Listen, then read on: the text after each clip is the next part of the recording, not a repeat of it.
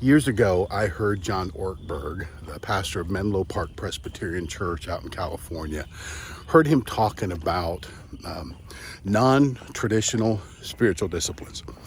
And the statement he made was anything and everything that connects us to God must be preserved and protected at all cost.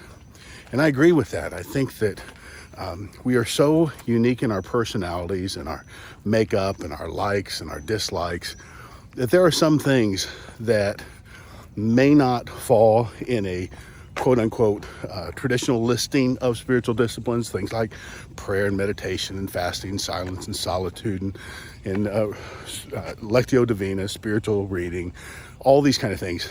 There may be others that we practice on a regular basis that are very, very effective in connecting us to God. And one of those things for me is the discipline of gratitude. Gratitude is typically not listed as one of the spiritual disciplines, but for me, it tremendously connects me to God because, you see, it takes a shift in perspective to begin to look at life through a lens of gratitude. Because typically what happens is if there's a problem in our life, we're really struggling, our marriage seems to be really tanking, we're in a relationship that's just frustrating all the time. What happens is those problems get so big, it's kind of like holding a coin up against your eye. Pretty soon, because you're so focused on that, it blots out everything else. But the discipline of gratitude is a reminder that God is always working in my life, that in the midst of desolation, there's always consolations. So are you looking for the consolations? And this is a discipline to do that, because the natural tendency, as I say, is to get so focused on our problems, our challenge, the circumstances of the moment, that we lose sight of everything else.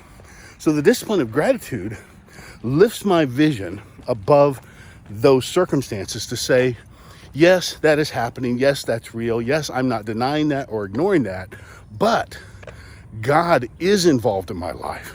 And he's involved in such a way that he's bringing good things to me, even in the midst of my desolation. So to take this on as a spiritual discipline, you just begin to look.